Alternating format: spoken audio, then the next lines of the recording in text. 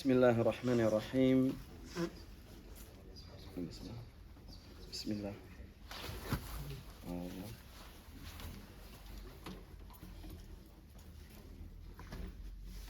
بسم الله الرحمن الرحيم. بسم الله. بسم الله الرحمن الرحيم. الحمد لله رب العالمين، وصلى الله وسلم على نبينا محمد وعلى آله وصحبه أجمعين.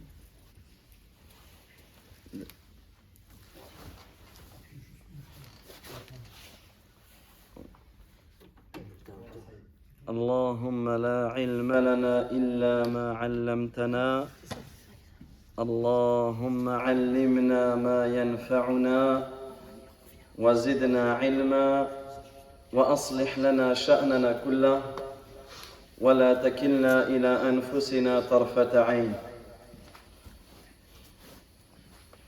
فالسلام عليكم ورحمة الله وبركاته. الحمد لله حمدا كثيرا طيبا مباركا فيه كما يحب ربنا ويرضاه. Donc nous reprenons à la parole de l'imam Ibn Abi Zayd al-Qayrawani rahmatullahi alayh, que l'on surnommait Al-Malik al-Saghir, ahsantum, le petit Malik, en faisant référence à l'imam Malik. Et cela nous donne l'honneur et l'importance et la connaissance de ce alim, de ce savant. Qu'est-ce qu'il disait, rahmatullahi alayh? Ahadithul ahkam tajtami'u fi arba'ati ahadith. Il disait les ahadiths qui nous parlent et mentionnent du bon comportement reviennent, tous ces ahadiths sont réunis, tous les ahadiths qui parlent du akhlaq, du bon comportement, des bonnes caractères que doit avoir le musulman, tous ces ahadiths sont réunis dans 4 hadiths. Et on avait cité que ces 4 hadiths étaient réunis dans quel livre? Ahsantum, Al-Arba'in al-Nawawiyya, les 40 hadiths de l'imam Nawawi. Les 40 hadiths de l'imam Nawawi.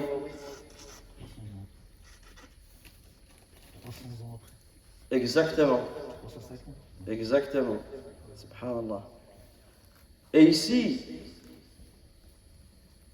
lorsque la personne va méditer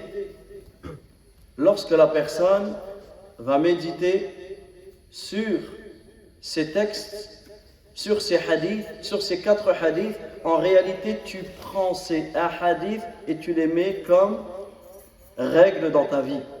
Et c'est pour cela que ce sont les 4 piliers du bon comportement.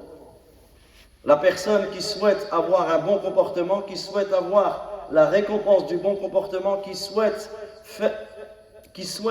que son bon comportement soit la cause de son entrée au paradis, qui souhaite être proche de notre noble prophète Muhammad sallallahu alayhi wa sallam au jour de la résurrection, qu'il mette ces 4 hadiths comme point d'honneur dans sa vie.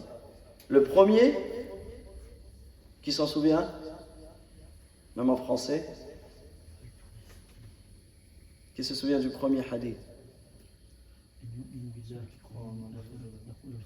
Ahsant, man kana yu'minu billah wal yawm al-akhir, celui qui croit en Allah et au jour dernier, falyaqul khayran, qu'il dise du bien, aw liyasmut, ou qu'il se taise. Premier. Le deuxième, ahsant, min husn al-islam al-mar'i tarkuhu ma la ya'nih. Parmi le bel islam de la personne, c'est que la personne délaisse ce qui ne lui regarde pas. Le troisième, Très simple. La taghdab. Ne t'énerve pas. Et le quatrième hadith, la yu'minu ahadukum, l'un d'entre vous ne sera pas véritablement croyant, hatta yuhibba li akhihi, tant qu'il aimera pour son frère, ma yuhibbu li nafsihi, ce qu'il aime pour lui. Et en réalité, ces 4 textes, ces 4 hadiths de notre noble prophète, alayhi salatu wa salam, applique-les toute ta vie. Applique-les toute ta vie, dans tous les moments de ta vie.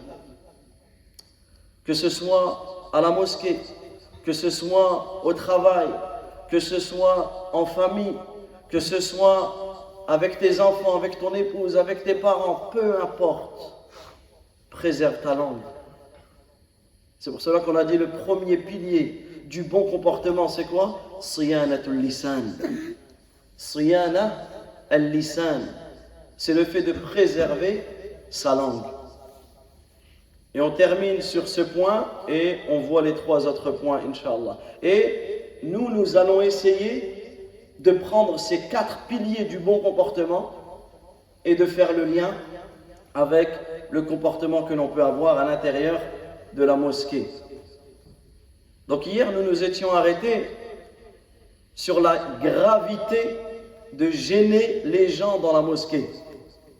La gravité de gêner les gens dans la mosquée. Et nous avons évoqué qu'il n'y a pas de mal à parler dans la mosquée tant que c'est une parole permise et tant que tu ne vas pas gêner quelqu'un, tu ne vas pas déranger ton frère. Il n'y a pas de mal à se saluer, il n'y a pas de mal à prononcer des paroles et même à parler de la vie d'ici-bas, de la dunya dans la mosquée, tant que tu ne gênes pas tes frères ou les sœurs, qu'elles ne gênent pas ses sœurs. Et elle est là la règle.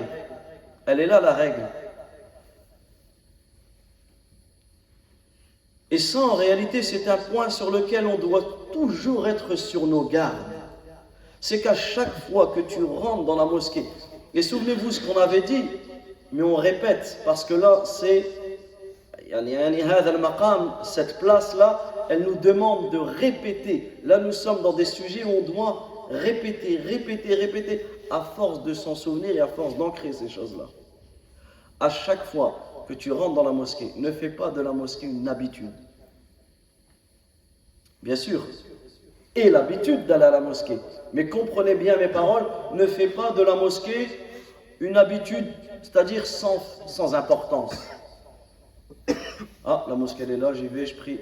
Pourquoi? Parce que quand la mosquée, et c'est pour cela qu'on a fait toutes ces introductions sur l'importance de la mosquée, quand la mosquée n'aura pas l'importance qu'elle mérite dans ton cœur, c'est à ce moment-là que tu vas penser que c'est tous des petits détails et toutes des choses qui ne sont sans importance, alors que non, chaque point est important. Chaque point est important pour le respect que tu vas avoir envers la mosquée. Et toi, lorsque tu rentres à la mosquée, tu vas voir tes frères qui prient, tes frères qui lisent le Coran, tes frères, tes sœurs qui invoquent Allah Azza wa Jal, qui se rappellent d'Allah Tabaraka wa Ta'ala. Donc, n'oublie pas ce point-là. N'oublie pas que tu ne dois pas gêner les personnes. Et comme on l'a déjà cité, le prophète sallallahu alayhi wa sallam, il a interdit de gêner les autres, ne serait-ce que par le Coran. Que dire de gêner les autres par autre que cela? Et parmi les points qui sont très gênants, et une des grandes causes que certaines personnes ne s'en rendent pas compte, mais c'est quelque chose qui gêne les prieurs, c'est de gêner les prieurs par ta prière à toi. Je vous donne un exemple. Nous sommes dans le rang, donc nous prions derrière l'imam. Tu es dans le rang, et la personne qui est à côté de toi, à tel point que même des fois, la personne qui est au bout du rang, tu entends tout ce qu'il dit. Alors que ce n'est pas l'imam. Il est dans la prière, en soujoud d'un exemple, tu entends toutes ces invocations. Des fois, tu peux même connaître ses soucis. Il va réciter, il va, subhanallah, ud'u rabbakum tadarru'an wa khufya. Invoquez votre Seigneur avec humilité et en silence, doucement. Lorsque tu invoques, tu t'entretiens avec Allah Azza wa Jalla. Des fois, la personne dans le rang, comment tu veux réussir à prier, à faire, subhanallah, tu es en soujoud, tu es en prosternation. Cet endroit, ce moment magnifique, et tu as quelqu'un qui est à côté de toi, et t'entends. Et ça, c'est quelque chose sur lequel on doit se corriger, et on ne doit pas hésiter à prévenir la personne, toujours avec le bon conseil et le bon comportement, mais pour qu'il le sache. Et quand on nous prévient, qu'on accepte cela. On doit accepter. Et s'il boude, il boudera. Mais on se doit de prévenir la personne. De lui dire pourquoi. Man kana yu'minu billah, la yu'minu ahadukum hatta yuhibba li akhihi ma yuhibbu li nafsihi. Si toi, tu n'aimerais pas toi-même, parce qu'en réalité, si toi, tu fais partie de ces gens-là, tu fais partie de ceux qui dérangent, ceux qui sont à côté de toi, et personne ne te le dit. Pendant des années, tu pries avec tes frères et personne ne te l'a dit. On t'a laissé déranger tout le monde. Non. Dans ce cas-là, tu aimerais qu'on te le dise. Dans ce cas-là, dis-le ou envoie quelqu'un lui dire. Et la personne qui reçoit ce conseil, elle ne doit pas se vexer comme malheureusement beaucoup de personnes le font. Mais subhanallah, il y a quoi de plus beau que quelqu'un qui vient te conseiller? Bien sûr, toujours, et on répète de la meilleure manière. Le conseil, la nasiha, c'est pas une insulte, c'est pas une critique, c'est pas une humiliation. Et c'est pour cela que la manière dont elle est faite, elle est importante. Mets-toi de la place de celui qui est conseillé. Accepte le conseil de n'importe qui. Tant que ce conseil, c'est le haqq, c'est la vérité. Ne dis pas, je t'ai vu grandir. Et après, ouais, mais je suis venu à la mosquée avant toi. Je connais plus que toi. Ou ceci ou cela, ça c'est des choses qui ne... Il n'y a pas d'ancienneté. Il n'y a pas d'ancienneté à la mosquée. Ou de palmarès. Ou de, moi attention, ça fait 20 ans que... Peut-être la personne qui a commencé à prier hier, elle est meilleure auprès d'Allah Azza wa Jal que toi, tu ne sais pas. Donc ça, ce sont des choses sur lesquelles on doit prendre conscience. Parce que tous les textes que nous voyons, que nous avons vus et que nous verrons encore, ce sont des textes qui reviennent à la même chose, l'interdiction de gêner quelqu'un dans la mosquée. Imagine de le gêner alors qu'il est en prosternation. De le gêner alors qu'il est en plein entretien avec Allah tabaraka wa ta'ala. Et comme on l'a dit, le prophète alayhi salatu wa salam, il dit wala yajhar ba'dukum ala ba'd bil Qur'an, que l'un d'entre vous ne se dérange pas ou ne dérange pas, que les voix ne se lèvent pas les uns les autres par le Qur'an. Par le Qur'an. Donc lorsque tu récites de manière à ce que tu ne vas pas déranger tes frères. Et c'est pour cela que le prophète alayhi salatu wa salam nous a interdit de prendre les mosquées comme chemin. Il nous a interdit de faire de la vente et de l'achat. Il nous a interdit de rechercher son objet trouvé. Il nous a interdit d'annoncer la perte d'un objet. Tout cela pourquoi? C'est quoi l'objectif et le but recherché ici? C'est de ne pas déranger ceux qui prient. C'est de ne pas déranger ceux qui prient. Et comme on l'a dit, un jour le prophète sallallahu alayhi wa sallam, il est sorti, il s'est rendu à la mosquée. Et il a trouvé des gens en train de prier. Mais chacun levait la voix dans la prière. Lui il prie à voix haute, lui il prie à voix haute, lui il prie à voix haute. Donc automatiquement, qu'est-ce qui va se passer? c'est qu'on va se déranger, on va se gêner. Alors qu'est-ce qu'il a dit le prophète alayhi salatu wa salam? Il a dit, celui qui prie, il est en entretien avec son Seigneur. Regardez la compréhension de la prière. Quand tu pries, c'est ça, tu es dans cette intimité avec Allah tabaraka wa ta'ala. Tu t'entretiens avec Allah subhanahu wa ta'ala. Qu'il regarde par quoi il s'entretient. Et c'est là qu'il dit le prophète alayhi salatu wa salam, وَلَا يَجْهَرْ بَعْضُكُمْ عَلَى بَعْضٍ بِالْقُرْآنِ. Et ne levez pas les voix les uns au-dessus des autres par le Coran. Ne levez pas les voix les uns au-dessus des autres par le Coran. Et là, nous allons voir quelque chose, quelques points à ne pas faire à la mosquée. Mais retenez que tout ce que l'on voit a le même objectif, c'est le fait de ne pas se gêner, le fait de ne pas gêner nos frères, nos sœurs dans la mosquée. Et c'est ça qu'on doit retrouver dans la mosquée. C'est ce calme, cette sérénité, cet apaisement. C'est ça qu'on est venu rechercher. Le fait de ne pas être dérangé. Parce qu'en réalité, lorsque tu rentres dans la mosquée, tu viens pour rechercher la miséricorde d'Allah, tabaraka wa ta'ala. Alors ici, le prophète sallallahu alayhi wa sallam, comme le rapporte Amr ibn Shu'ayb, il dit « Naha Rasulullah sallallahu alayhi wa sallam an al-shira wal-bay' fi al-masjid » Le prophète sallallahu alayhi wa sallam a interdit la vente et l'achat, ou l'achat et la vente dans la mosquée.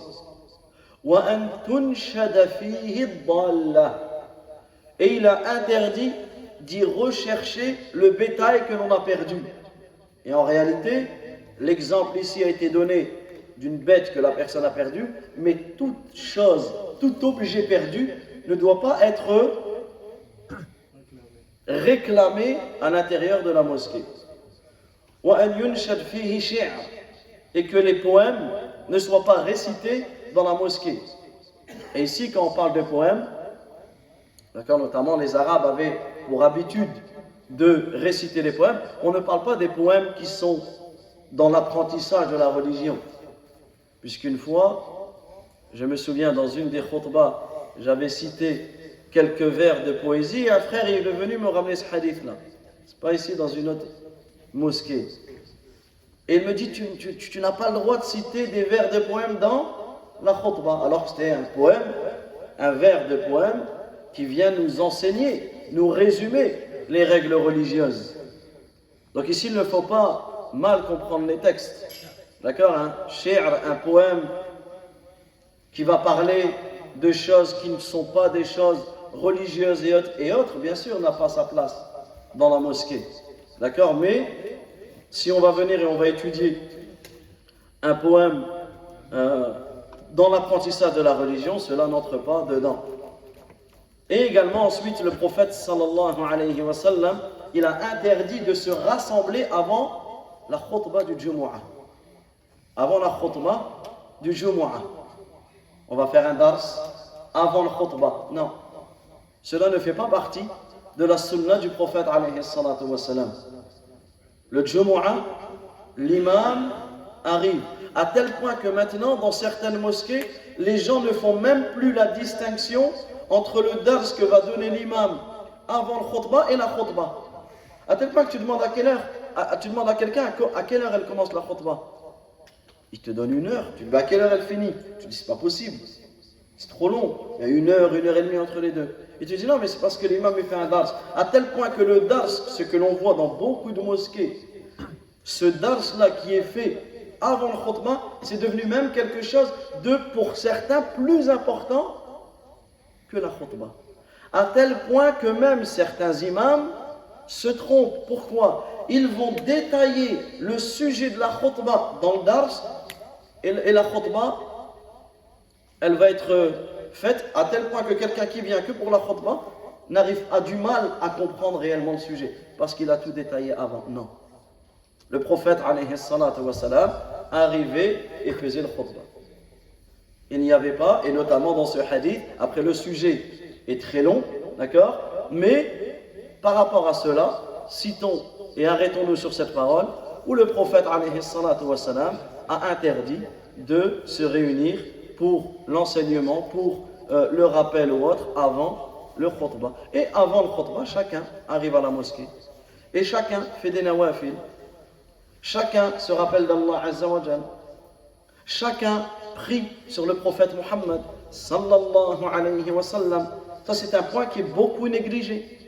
D'une manière générale, toute la semaine, tout ton temps, toute ta vie, et une part de ta journée, une part de ta nuit, une part même de ton qiyam, c'est-à-dire du temps que tu vas donner avant le fajr, une part pour la prière sur le prophète alayhi salatu wa salam, en récitant Allahumma salli ala Muhammad wa ala ali Muhammad.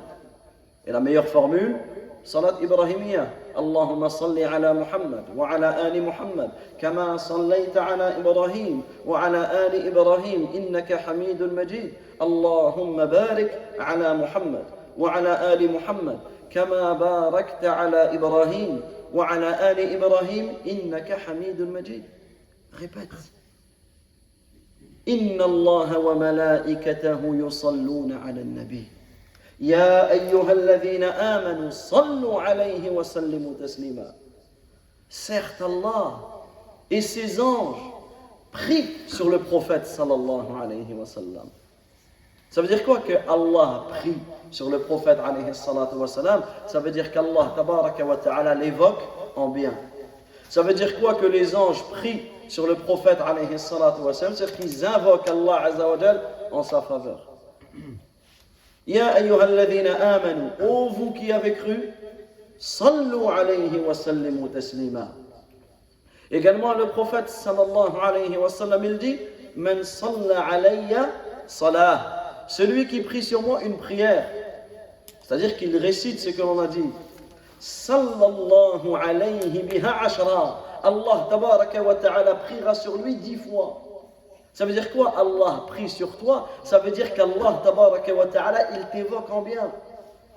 Et la prière sur le prophète alayhi salatu wa salam a plus de mérite le Jumu'ah.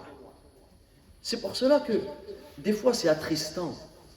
C'est attristant lorsque tu vois que certaines personnes, Allah tabaraka wa ta'ala leur a facilité le fait de venir tôt à la mosquée, mais ils ne se rendent pas compte du bienfait qu'Allah Azza wa Jalla leur a donné. Et ce bienfait l'utilise à mauvais escient. Ce bienfait l'utilise à mauvais escient à certains points que certaines personnes s'ennuient. Et des fois tu vas dire à quelqu'un, viens on va au Jumu'ah à 11h. Tu dis pourquoi 11h? C'est à 13h30 que ça commence ici. Pourquoi 11h? Je vais faire quoi? Tu vas dire à quelqu'un, c'est pas grave, va juste 1 heure avant, une demi-heure avant. Lui, psychologiquement, il va te dire, mais qu'est-ce que je vais faire pendant une demi-heure pendant que l'imam n'est pas là? Une demi-heure, c'est beaucoup. C'est comme tu vas dire à quelqu'un, écoute un dars. Tu vas attends, 1 heure, pendant 1 heure, je vais écouter un dars. Mais un match de foot, 1 heure, c'est pas trop. Même plus d'1 heure, 90 minutes. Va dire à n'importe quelle personne qui regarde le football, tu dis, ben maintenant il y a une nouvelle loi, le match il dure 20 minutes. Les gens ils vont faire grève. C'est pas possible. Comment? Là non, 1h30 de match. Pendant 1h30, tu regardes quand même quelqu'un qui court derrière un ballon. Au bout d'1h30, il y a des prolongations. Les gens ils sont contents. Au bout des prolongations, il y a des tirs au but et ils sont contents. Et même après les tirs au but, il y en a, ils regardent. Il n'y a plus rien. Eh bien non, il est capable de rester des heures et des heures devant des personnes qui courent derrière une balle. Parce qu'en réalité, à la finalité, c'est bien ça. Ça met dans des états, etc. Mais un dars, une khutbah, ça c'est... Pourquoi? C'est le nafs. Et c'est comme ça qu'on doit dompter notre nafs. C'est comme ça qu'on doit la dompter. C'est comme ça. Et c'est là que tu vois la différence entre, prenons lorsque tu médites sur les tullabul ilm, les étudiants en sciences. Quand tu médites sur ces personnes-là, qui peuvent rester avec leurs savants, avec leurs cheikhs, avec leurs enseignants, des journées complètes à étudier, à apprendre, ils ne seront pas rassasiés. Alors que d'autres personnes, des fois, une vidéo de 1 minute, maintenant c'est devenu, bientôt ce sera quelques secondes, même 1 minute c'est trop long, c'est trop compliqué. Il va voir le rappel, fou, il va passer. Mais une autre vidéo d'1 minute de football ou de ceci ou de cela, il la regarde et ça en réalité chacun doit regarder le temps qu'il donne pour l'apprentissage de la science. Qu'est-ce que tu as appris aujourd'hui?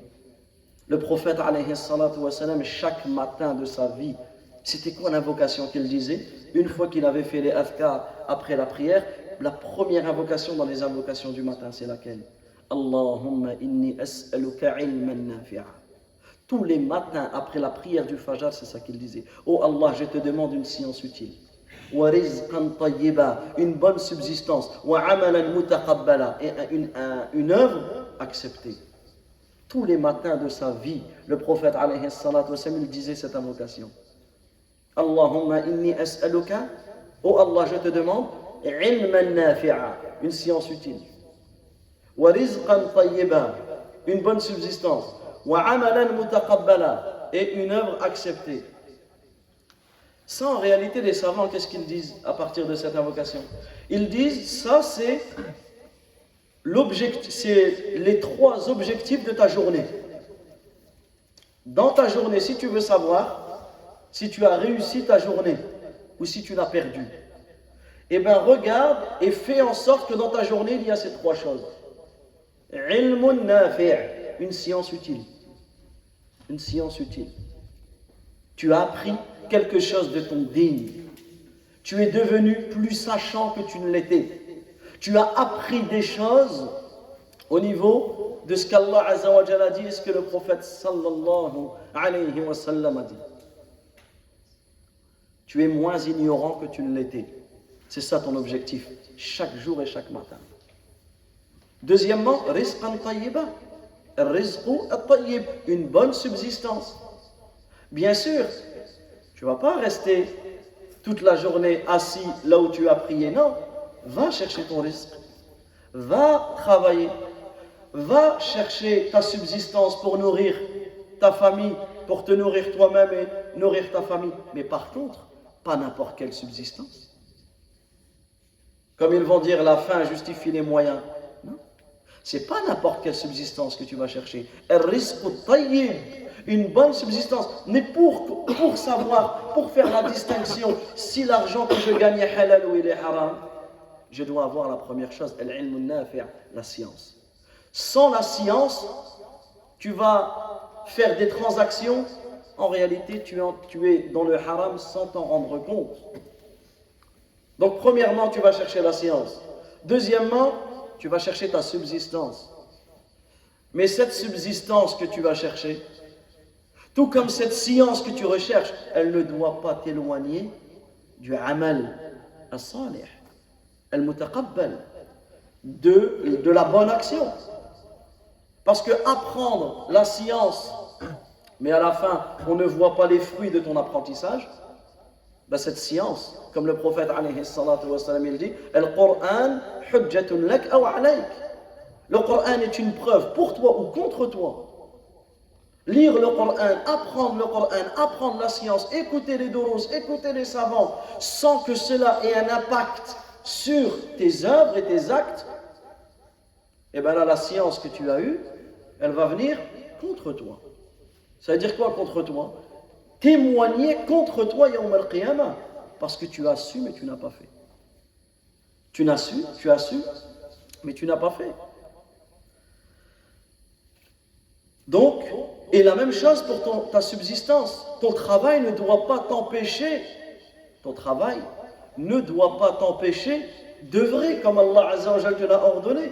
Sinon, en réalité, ce n'est pas le travail qui t'est demandé. Le fait qu'un travail t'empêche, notamment de prier, et de rentrer chez toi, et de rattraper toutes tes prières le soir, ça c'est pas un travail qu'Allah Azza wa Jalla t'a demandé. Non. Qu'on l'accepte ou non, qu'on le veuille ou non. Et ce discours, ce genre de discours, il pique, ça fait mal. Mais des fois, on a besoin d'être piqué. On en a besoin. Comment veux-tu, que vas-tu dire devant Allah, tabaraka wa ta'ala? Oui, mais mon patron ne voulait pas.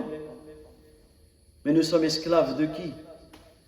D'Allah ou du patron?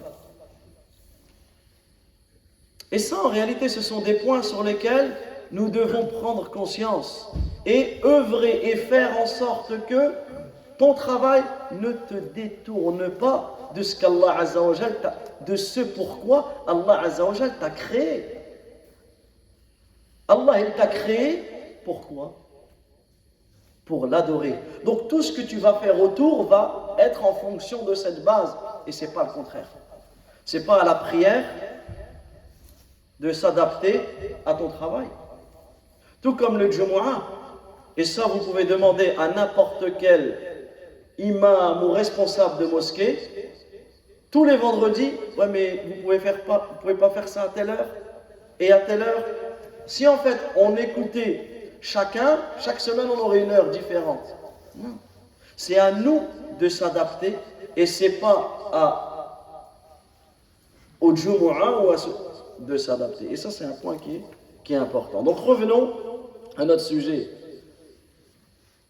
L'imam Muslim, il rapporte de Buraïda qu'une personne, au temps du prophète, alayhi salatu wa salam, elle a demandé, elle a élevé sa voix dans la mosquée, et qu'est-ce qu'elle a dit? Est-ce qu'il y a quelqu'un pour signaler mon chameau roux?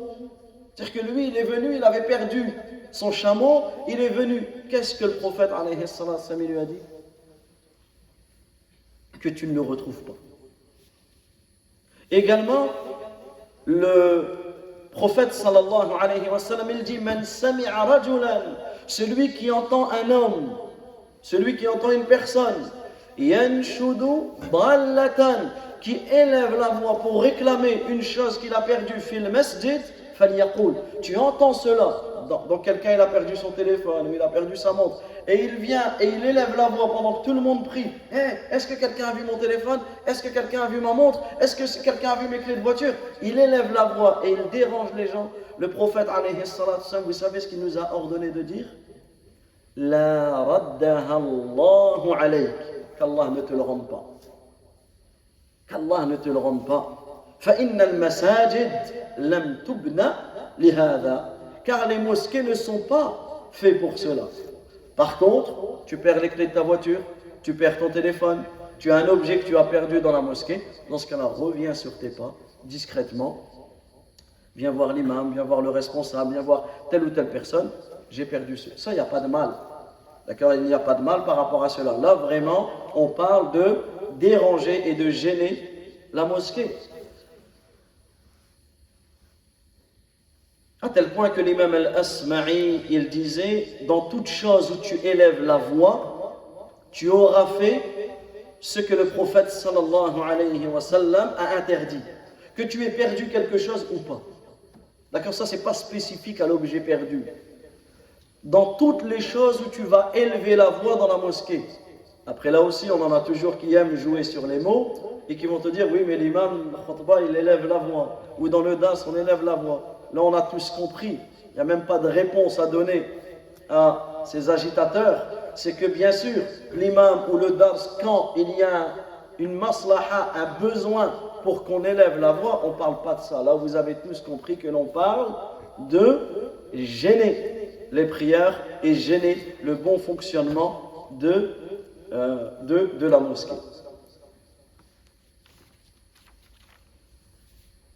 Également, on a dit que le prophète sallallahu alayhi wa sallam, il a interdit l'achat et la vente à la mosquée.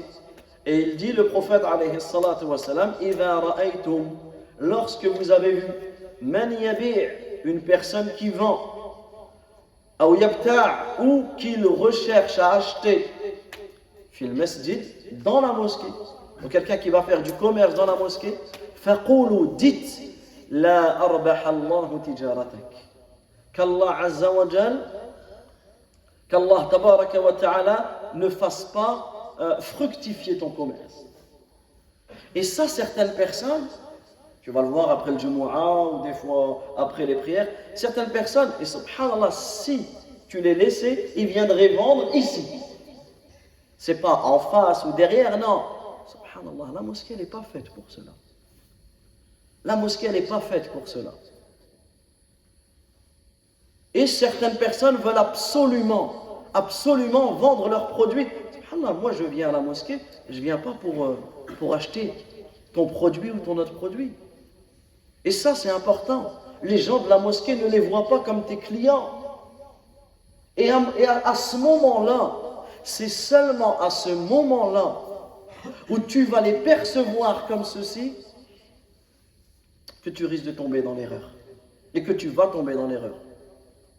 Et tout ce qui va en découler, tout ce qui va en découler après. Et ça, c'est important, c'est un point qui est capital. Et lorsque tu vas dire à telle ou à telle personne, tu es dans la mosquée, tu es à la limite, alors certains vont jouer sur les mots. Et la même chose, toujours, tu vas conseiller, mais la personne ne va pas accepter. Et ça, c'est grave, de ne pas accepter le conseil. C'est la mosquée. Elle n'est ni à moi, ni à toi. وَأَنَّ الْمَسَاجِدَ لِلَّهِ. Et ça, c'est des points qui sont importants. C'est des points qui sont capitaux. Et encore une fois, imagine que la mosquée serait ce lieu de commerce, et bien ce serait le marché. Ce serait le marché, ceci, cela, etc. Et attends, tu ne m'as pas rendu ceci, etc. Non. Donc ça, ce sont des choses qui sont importantes et capitales. Donc là, on était toujours dans le premier hadith. Man kana yu'minu billah wal yawmil akhir falyaqul khayran aw liyasmut. Et là aussi un appel pour nos sœurs. Nos sœurs dans la mosquée des femmes. Vraiment, et ça on a des témoignages de l'imam il parle, ils entendent même pas l'imam. Pourquoi? Et ça blablate, et ça discute, et ça des témoignages à tel point que certaines femmes ne se rendent même plus à la mosquée à cause de cela. Et il y a quoi de plus dérangeant? T'imagines que la sœur, elle a quitté son foyer, elle a peut-être fait garder ses enfants pour venir se rappeler d'Allah, tabaraka wa ta'ala, pour venir faire bouger son cœur, et elle a des personnes à côté, et du début jusqu'à la fin qui n'arrêtent pas. Du début jusqu'à la fin, ça n'arrête pas. Et ça, en réalité, c'est un point à corriger. C'est un grand point à corriger. Les sœurs ont ce droit de craindre Allah, tabaraka wa ta'ala. Et la femme, lorsqu'elle se rend à la mosquée, elle est touchée par les règles et les bienséances de la mosquée, tout comme l'homme. Tout comme l'homme. Donc ça, c'est un point qui est capital. Et ça, c'est un point que l'on doit rappeler sur le fait de parler, et de parler, et de parler, et de parler. Tu te demandes qu'est-ce qui va les arrêter.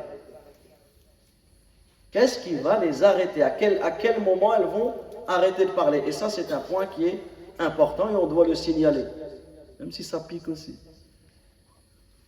Alors, le deuxième pilier. Donc, on a dit le premier pilier de ton comportement, siyanatul lisan. C'est le fait de préserver ta langue. Toute ta vie retient le fait de préserver ta langue.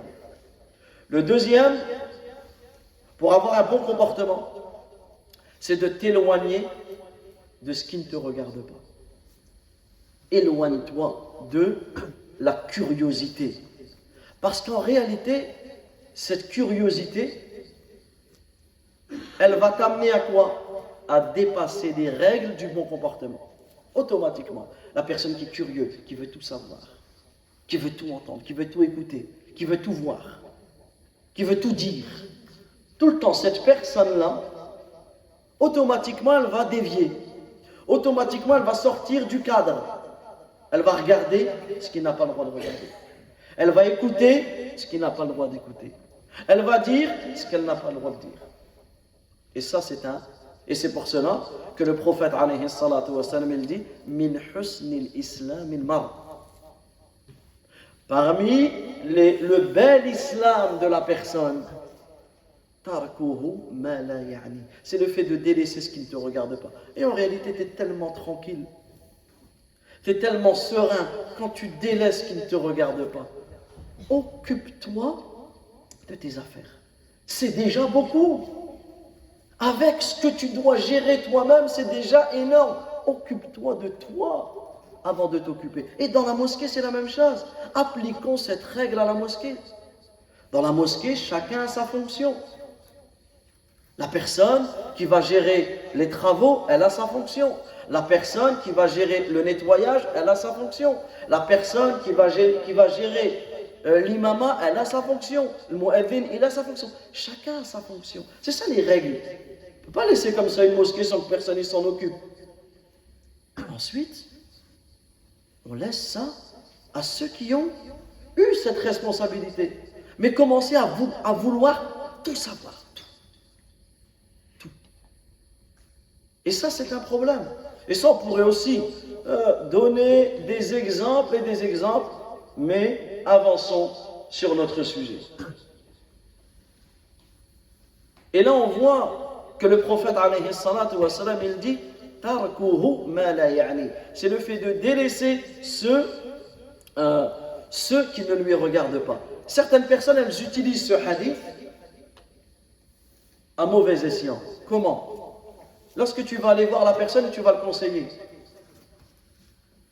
tu lui dis mon frère, ma soeur, voilà, j'ai constaté que tu faisais telle erreur ou autre, voilà ce que j'ai appris. Le prophète, il te ramène ce hadith. Le prophète sallallahu alayhi wa sallam, il dit tarkuhu ma la ya'ni. C'est le fait de délaisser ce qui ne te regarde pas. Est-ce que ça te regarde ce que je fais? Non, alors délaisse-le. Non. Ça, c'est une mauvaise compréhension du hadith. Et c'est utiliser ce hadith avec ignorance. Et cela amène même au kibr, à l'orgueil. À l'orgueil. Non. Lorsque tu vois, et même des fois, je vais vous donner un exemple.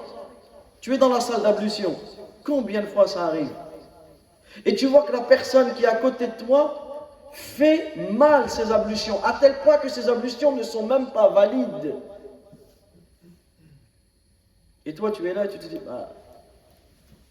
des fois, tu vas même peut-être te sortir le hadith tout seul. Ah, c'est tout, c'est l'imam qui est responsable. Non. Là, ça y est, tu es obligé de lui dire. Tu es obligé de lui dire. Tu lui dis, mon frère, tu as lavé tes mains. Un exemple, une des erreurs que les gens vont faire, c'est qu'ils vont laisser leurs manches comme ça. Et ils vont laver leurs bras jusqu'ici. Ils ne vont pas laver jusqu'au-dessus du coude. Ça, c'est une erreur qui vient annuler les ablutions. Parce que les ablutions, lorsque tu laves les bras, c'est du bout des doigts jusqu'au coude, etc. Donc ici, il ne faut pas mal utiliser la parole de notre noble prophète sallallahu alayhi wa sallam.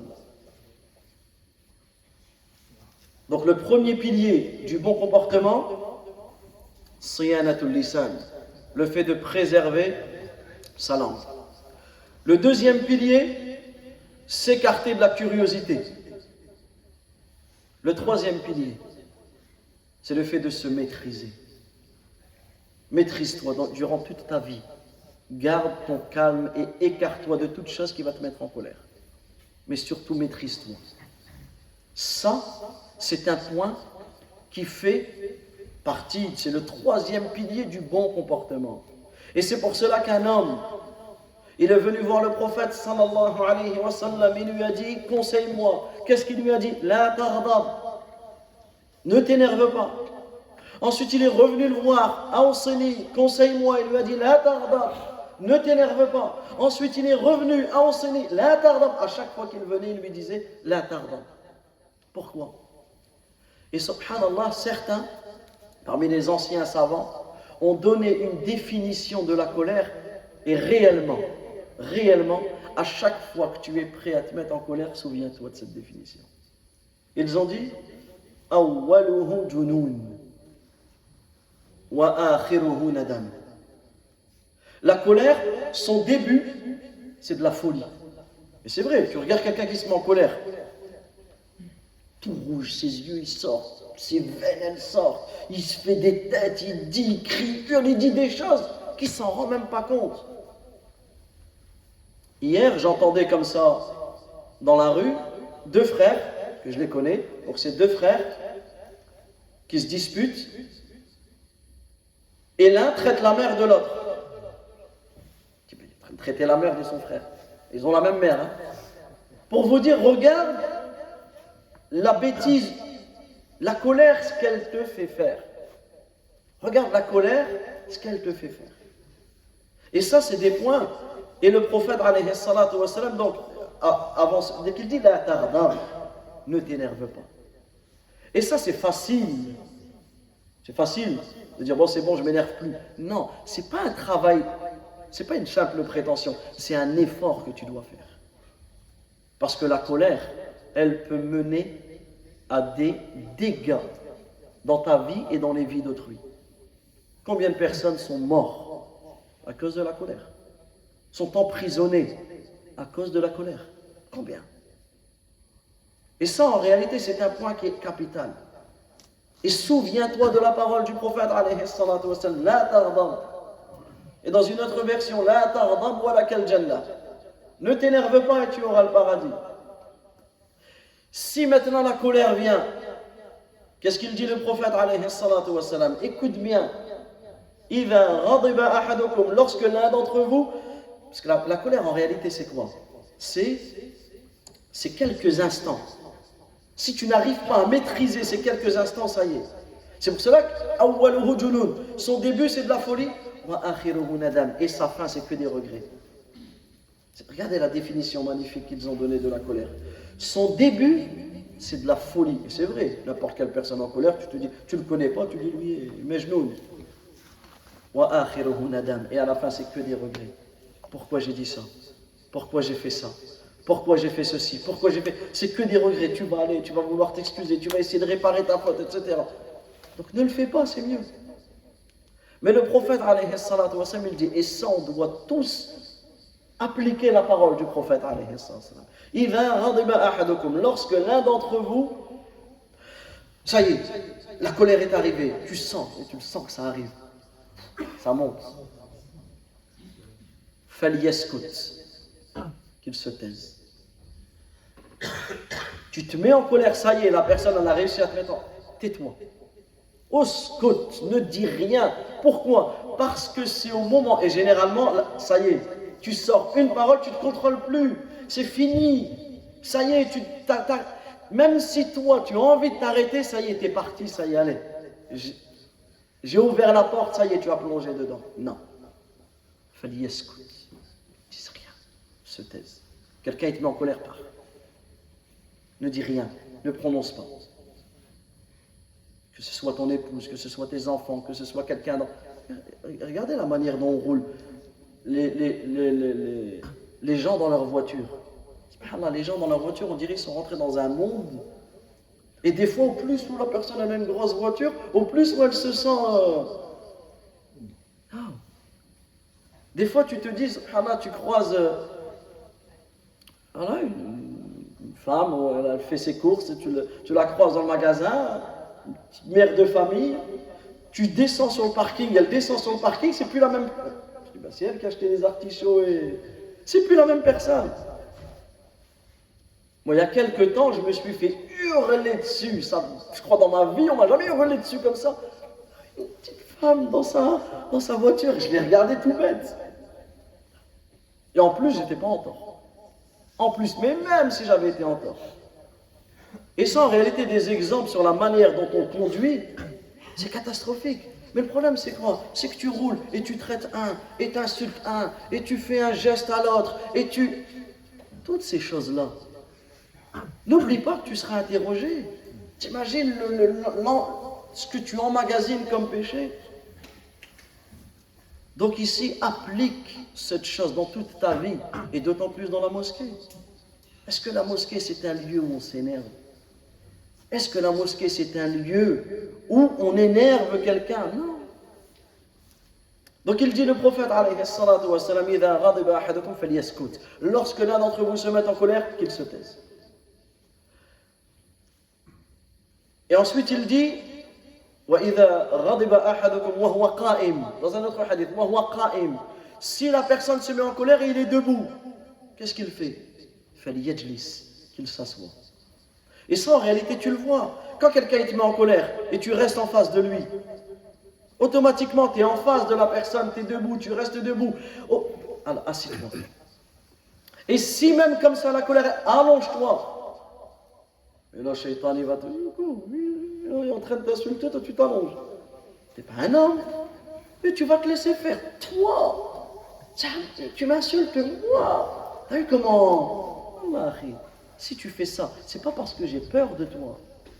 Et ça, malheureusement, dans la société dans laquelle on vit, c'est ça. Si tu dis rien, on a l'impression que tu as peur. Mais moi, c'est pas de toi que j'ai peur, c'est d'Allah Azza wa Jalla. Et comme j'ai peur d'Allah, je ne te répondrai même pas.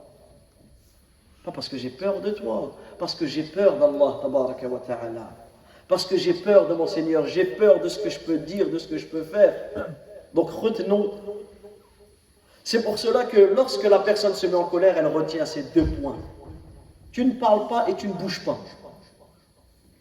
Tu ne parles pas et tu ne bouges pas. Et subhanallah, un des sahabis, radiyallahu anhu, qui a entendu ce hadith, vous savez ce qu'il a dit? Il a dit, fata'ammaltu dhalik. Et j'ai médité sur ce hadith. Il a médité sur la parole du prophète, alayhi salatu wa salam, la taghdab. Regarde, on peut tous l'apprendre. Deux mots, la taghdab. Tu connais le hadith. Il dit, j'ai médité sur cette parole, fawajadtu anna al-ghadab jimaa' ash-sharr. Il dit, j'ai médité sur cette parole et j'ai trouvé que la colère, elle réunissait tout le mal. Elle réunissait tout le mal.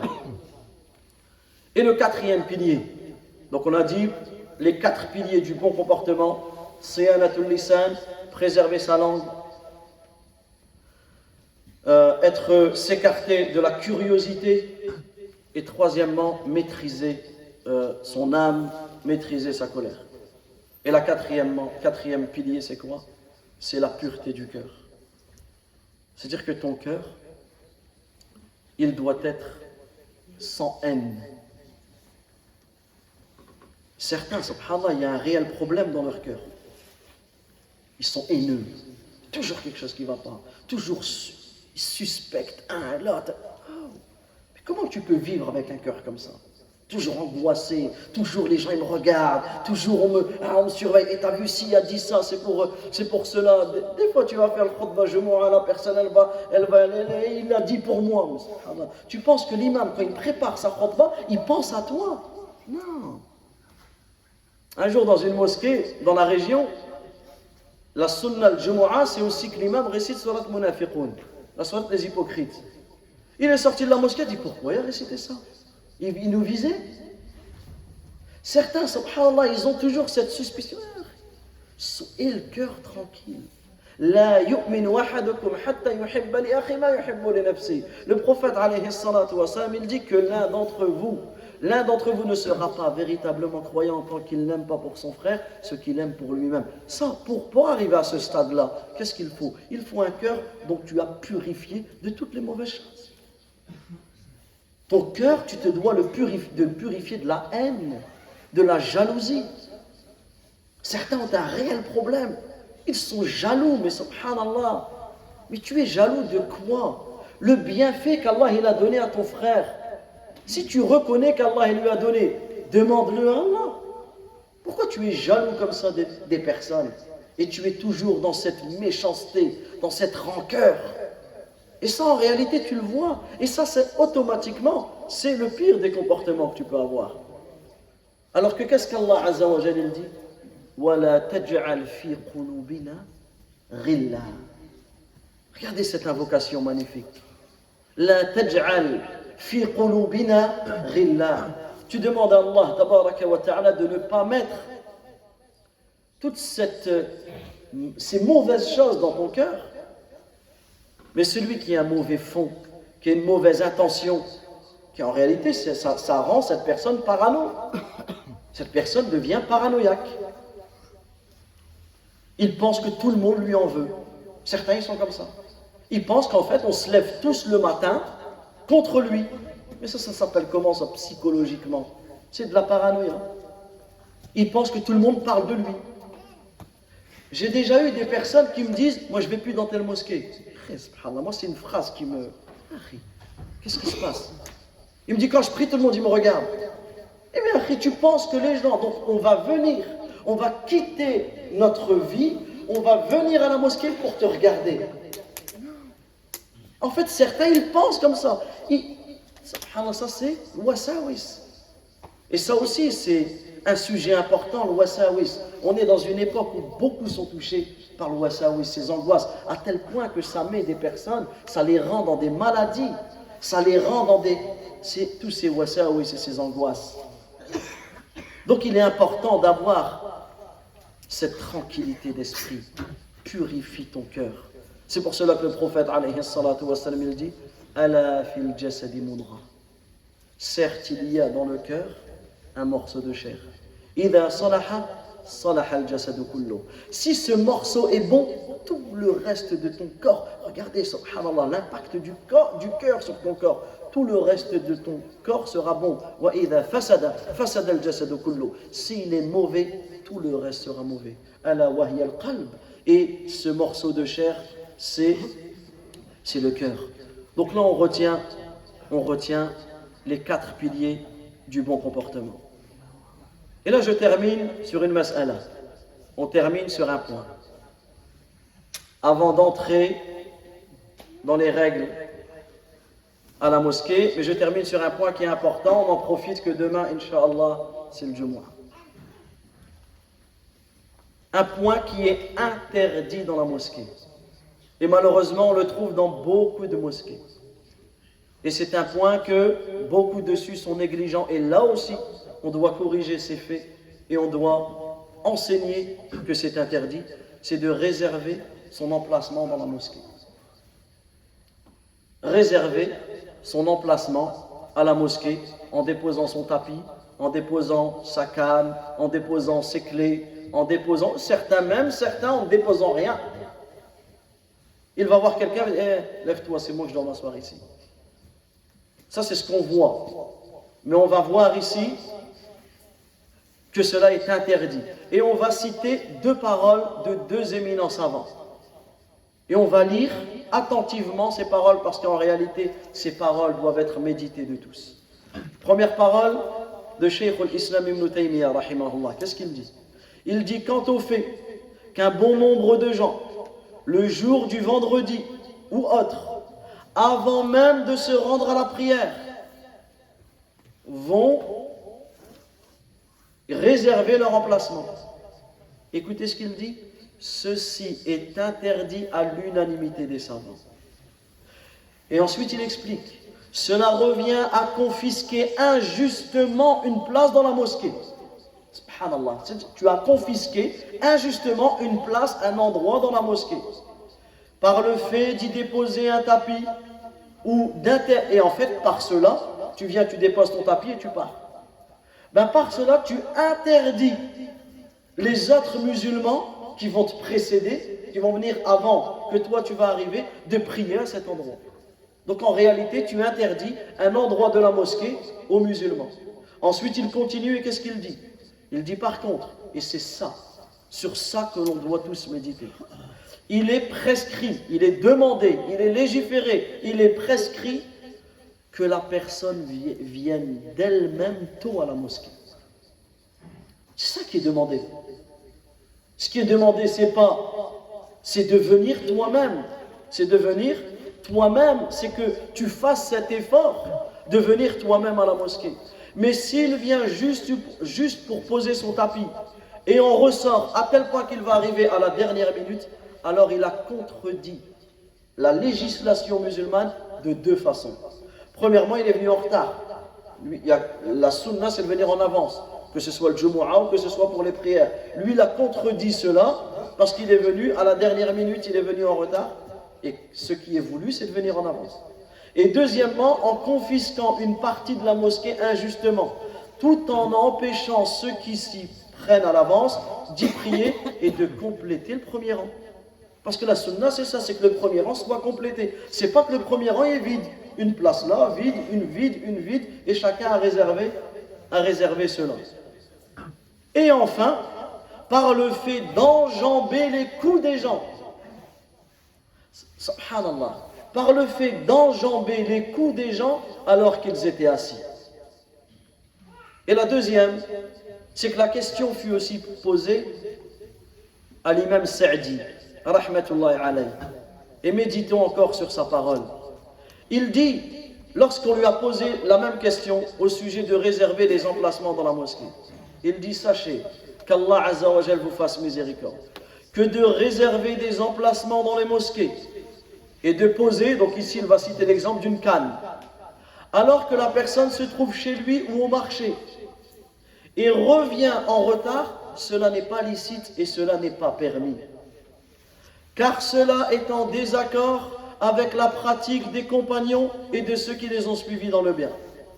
Aussi, le prophète sallallahu alayhi wa sallam a clairement encouragé de se rendre soi-même en avance aux mosquées. Et c'est ça qui est demandé. C'est ça qui est demandé. C'est de te rendre toi-même en avance à la mosquée. Et le prophète alayhi salatu wa sallam, il a incité les gens à prier au premier rang. Et nous a donné la récompense. Le prophète alayhi salatu wa sallam, il dit, si les gens savaient ce qu'il y a dans l'adhan et dans le premier rang, comme récompense énorme, puis ils ne trouvaient aucun autre moyen pour se départager que le tirage au sort, ils auraient tiré au sort. Pourquoi? Par rapport à cela, par rapport à la récompense. Mais écoutez ce qu'il dit, écoutez sa parole. Il dit, mais la réalisation de cela. Et nous, malheureusement, on comprend que le fait, prier au premier rang, j'ai une grande récompense. Écoutez ce qu'il dit. La réalisation de cela et l'obtention de la récompense. À quel moment tu auras la récompense du premier rang ne peuvent se réaliser qu'en venant soi-même en avance et en précédant les autres.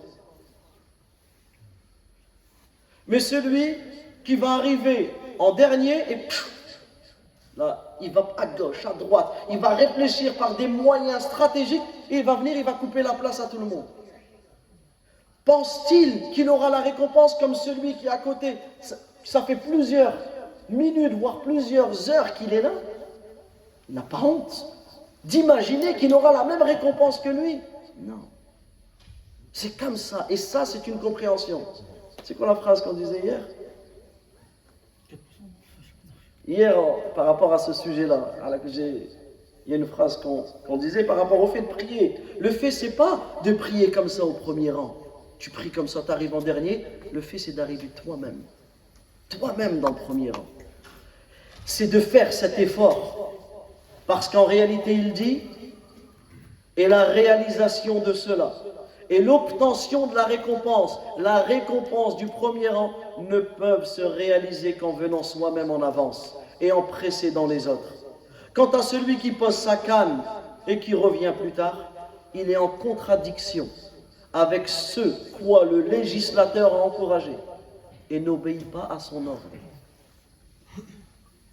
Et on termine par ces deux phrases. Écoutez-la, on termine par la fatwa du Cheikh Saadi. Écoutez les phrases qu'il a dit. Ainsi, celui qui prétend obtenir la distinction de venir en avance et celle d'une autre place simplement en réservant sa place, cette personne c'est un menteur. Celui qui pense qu'il y aura la récompense du premier rang et qu'il y aura la distinction parce que ceux qui sont venus en avant et qui prient au premier rang parce qu'ils sont venus en avant, ils n'ont pas la même récompense que ceux qui sont venus en retard ou après eux. Ça c'est clair. Mais celui qui pense être distingué et avoir la récompense du premier rang, simplement en réservant sa place, il fait ce qu'il a à faire et il revient, c'est un menteur. Il ment, c'est un menteur. Et écoutez cette dernière phrase. Et encore pire, la récompense lui échappe. Celui qui fait ça, il n'a même pas la récompense du premier rang.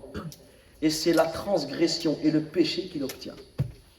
Il obtient le péché. Il obtient le péché, le fait d'avoir transgressé. Pourquoi? Parce qu'il a laissé il a haram la place à ses frères, il est arrivé, il a dérangé tout le monde. Et même, qu'est-ce que ça crée? Qu'est-ce que ça crée avant la prière, ça crée quoi? Ben l'animosité. Et après, il se met dans le rang et il regarde tout le monde. Non, non, subhanallah. Et ça, on l'a vu, on l'a revu. Malheureusement, on le verra, mais ça, c'est à transmettre et c'est à propager. Et là, on voit la beauté de notre dîn, la beauté de notre religion. Wallahu ta'ala a'lam. Wa sallallahu wa sallam ala nabiyyina Muhammad wa ala alihi wa sahbihi ajma'in. Rabbana atina fid dunya hasana wa fil akhirati hasana wa qina adhaban nar. Allahumma salli ala Muhammad wa ala ali Muhammad kama sallaita ala Ibrahim wa ala ali Ibrahim innaka Hamidun Majid. Wa barik ala Muhammad wa ala ali Muhammad كما باركت على إبراهيم وعلى آل إبراهيم إنك حميد مجيد وآخر دعوانا أن الحمد لله رب العالمين. Donc on fera court Inch'Allah vendredi, samedi et dimanche entre le Maghreb et l'Isha. Barakallahu fikum. Allahu Akbar, Allahu Akbar, Allahu Akbar, Allahu Akbar. أشهد أن لا إله إلا الله أشهد أن لا إله إلا الله أشهد أن محمد رسول الله أشهد أن محمد رسول الله حي على الصلاة حي على الصلاة حي على الفلاح حي على الفلاح الله أكبر الله أكبر لا إله إلا الله